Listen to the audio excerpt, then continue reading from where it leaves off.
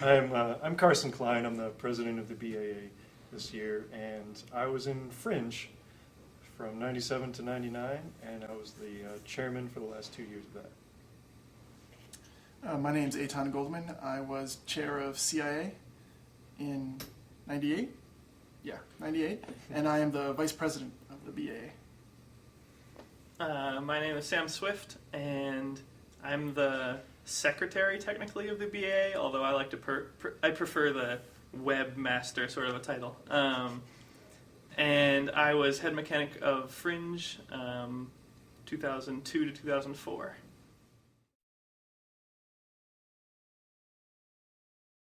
Well, the way I see the BAA is I think it's above all kind of a social network that keeps Buggy alumni in touch throughout the year. I mean, in the past, Carnival was like the only time most of us saw each other. And so now, like, we keep in touch on the forums, on the comment sections of the website. And we can talk trash and gossip and make some predictions here and there. And along the way, we've kind of come up with some ways to improve Buggy, too. And so that kind of embellishes the goal of the BAA. So when was the BAA founded? It's a little vague. Like, it started off with a little project called pikabuggy.com, and that really got the buzz going. And Which was the spring of 2008. Yes. okay, so that puts a number on it. So I Carson, would say the what was fall the- of 2008 was when we actually formed. It wasn't sort of an orchestrated movement from any high up, centrally planned anything. So it was spring of 2008, and I lived in Pittsburgh, so I came out to Rolls every once in a while just to check in on things. And I had gotten a new camera, so I figured what better to take a picture of than Buggy. So I was taking pictures, and Pika came out with their age-old tradition of telling everyone that they're not allowed to take pictures, which seemed fine to me when I was a student. That's sort of like their hierarchy in the Buggy world. They boss people around. But now that I sort of saw myself as an adult and an alumni, it seemed sort of strange. So I thought I had a few hours and I would go home and make a little website of it, just to make the point that it's silly and it's unpleasant and there are plenty of pictures anyway, so it doesn't accomplish anything.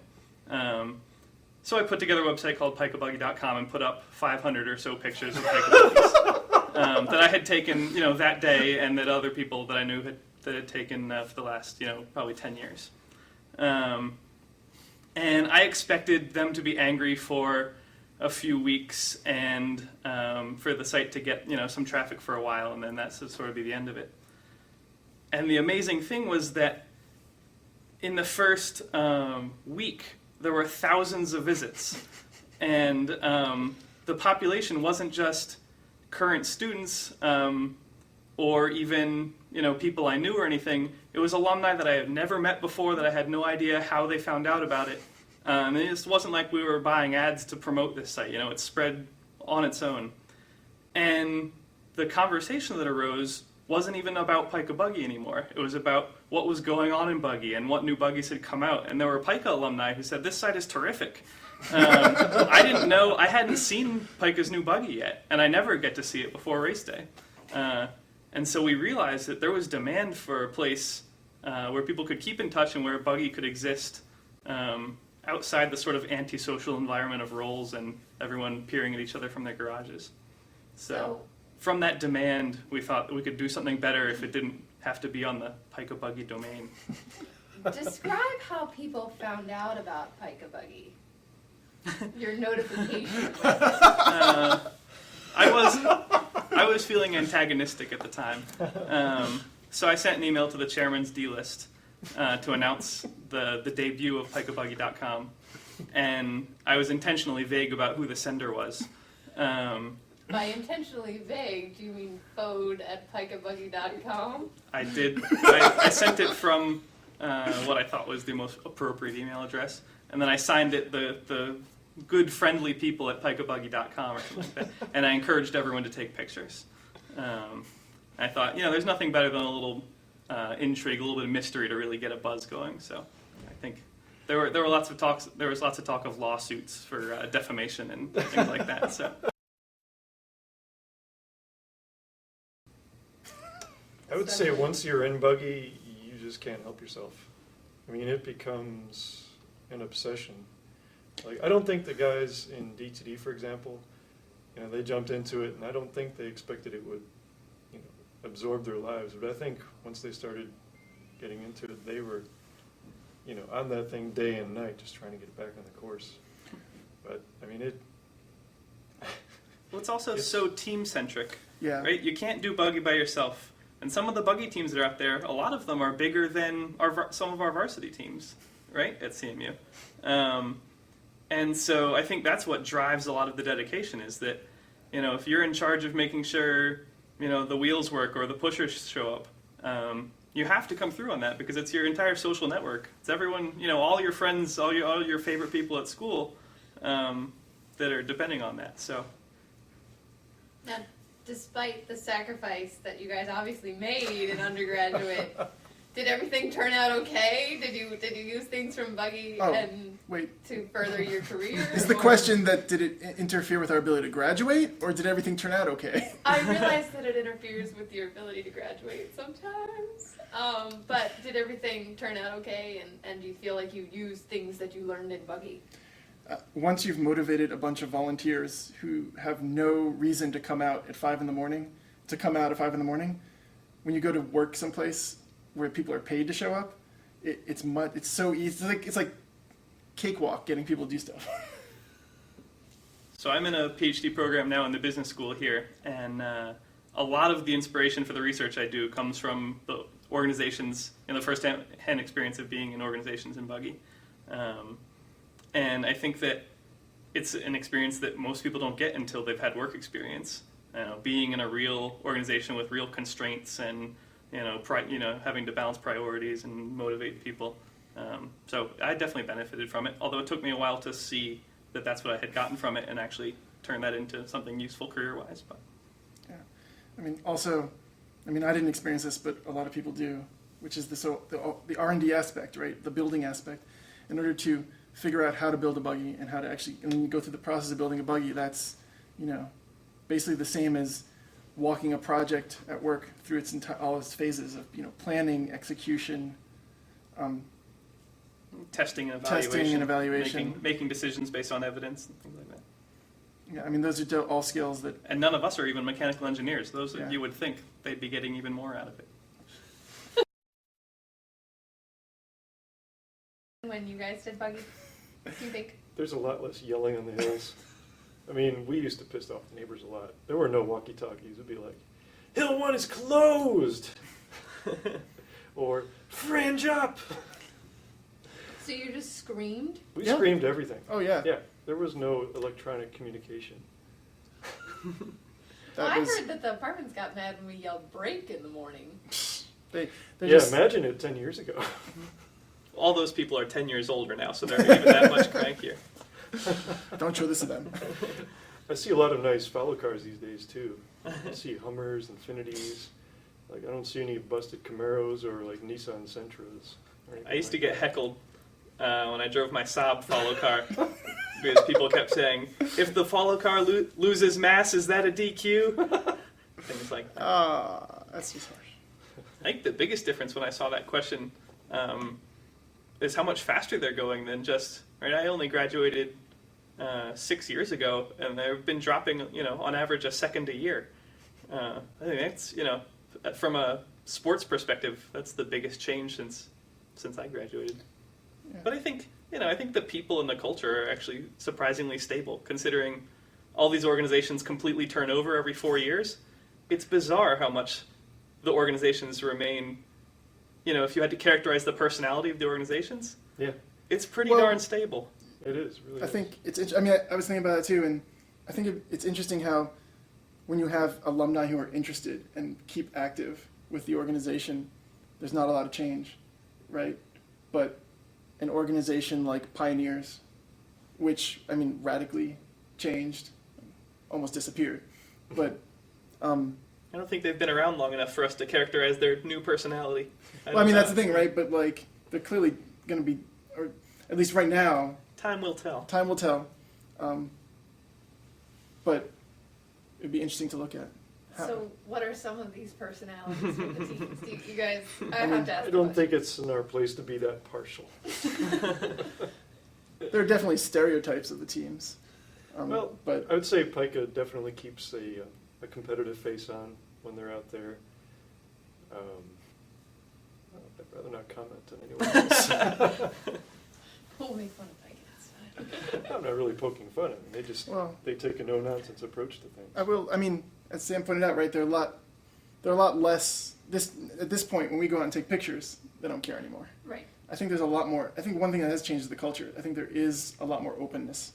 I resurrected CIA in '98, and while the sweepstakes chair, the sweepstakes committee was like, falling over themselves to help me out, and was just, always ready to answer questions, there are a lot of orgs that gave me a lot of shit, and were just, very much sort of, what are you doing here?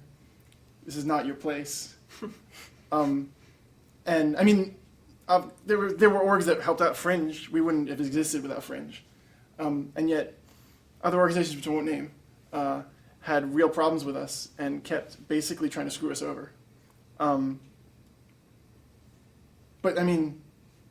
pioneers, well, not pioneers, pioneers existed, but DTD, Zeta, and even ROTC is talking about coming back now. And there seems to be a lot more openness, a lot more sort of willingness to accept new teams.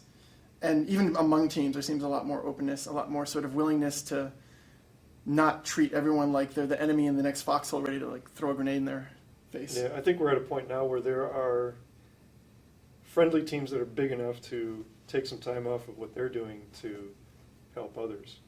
And they've kind of come along through help from others, and now they're in a position to help others. And I think it was like the SAE tire pop the other day. I heard 3 or 4 people say to SAE chairmans, if we had one, we would give it to you.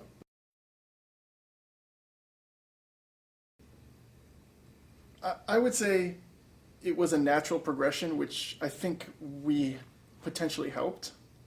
I think definitely having a board where alumni could easily talk and students could see that, I think helped a lot. The DTD chair was talking about how having those conversations was enormously helpful to be able to see that.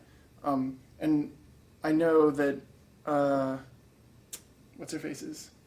Zeta, when we talked to them, they were willing to talk to us when they started off, which I don't think would have happened a few years back. It's just one part of it's just having a medium, right? So Yeah. maybe implicitly teams didn't want to talk to each other, 10 years ago, but really it was that to talk to each other, they would have had to sort of go and knock on each other's doors, which is, quite the imposition. But if you can sort of passively communicate as everyone's comfortable online, makes it a lot easier to sort of break those thresholds, and especially since the weight of secrecy decreases as you get further from it. So alumni, I think there's a long tradition of alumni who are friends, and the few that we're able to keep in touch, being conduits for information moving from team to team. And now that we're all in one place and the internet makes it so easy, I think there is sort of a precedent to be set. Everyone knows their alumni are talking a little bit, so maybe secrets aren't the end of the world. You can take it down, be a little bit less serious about it. Buggy survived Carl. I think we can survive Buggy. Everyone else sharing info. Which is not to say that secrecy is a bad thing. I think it's one of the more interesting parts of Buggy culture. Yeah, it keeps a level of intrigue for sure. It was one of the first things that got me interested in Buggy. Really, Yeah. there's something.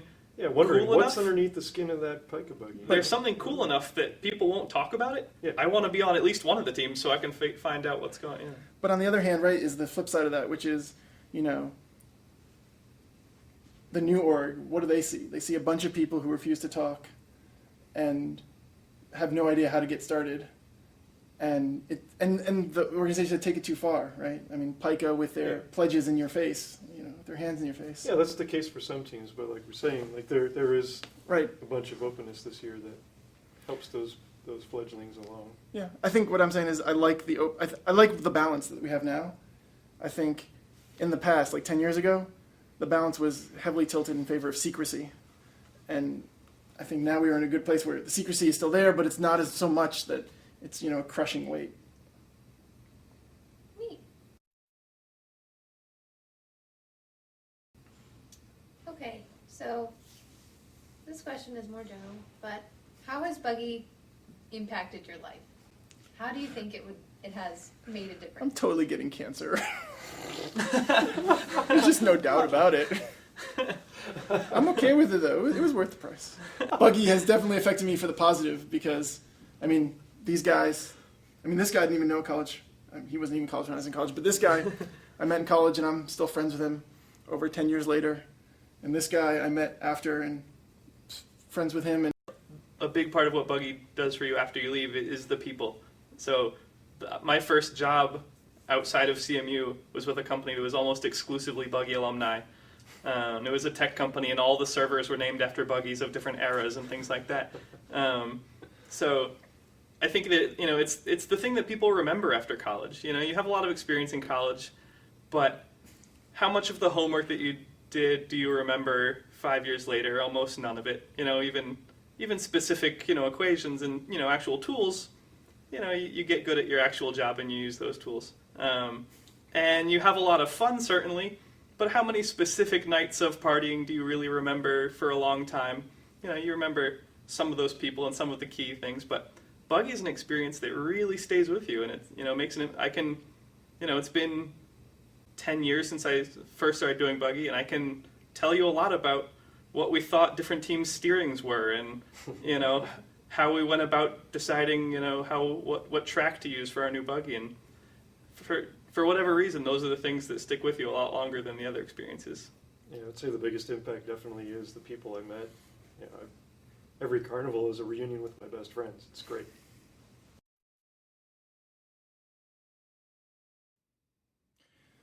it means a legacy to me. Legacy? I restarted CIA. That's something I did. I can point to that and say, I did that. These kids are all here because of me. And I have a diploma too, so it's like a double bonus. I think that for me, it's that, and it's just fun. It's fun to talk about it, to hang out with friends who I've done it with, and to talk about all the fun things that are Buggy. It's a bond. It's a bond that I have Yeah. with so many people I've met doing Buggy, my best friends. So many people that I've met, recently doing the BAA stuff. We have our own language. We gossip about things that nobody else in the world really gives a shit about. And it is fun. It's the bottom line. It's a fraternity in the general sense of people that's a lot bigger than any group that you were in while you were at CMU. So Chris Stratus had a fun story of he was wearing a Buggy shirt in New Jersey at a GNC in the mall, and some guy behind him tapped him on the shoulder and said, "Pusher or mechanic?" And Driver.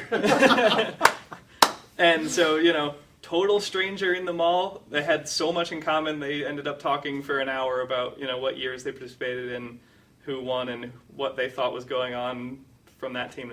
So it's it's a brotherhood that you become part of, and I think and that's sort of what we're trying to encourage, that Buggy is really the more important level of being in this club than what organization you are in. That we all have a lot in common, and as it gets harder to stay in touch with people, you start to see how fun it is to stay in touch with anyone that wants to talk about Buggy. They don't have to be in your organization.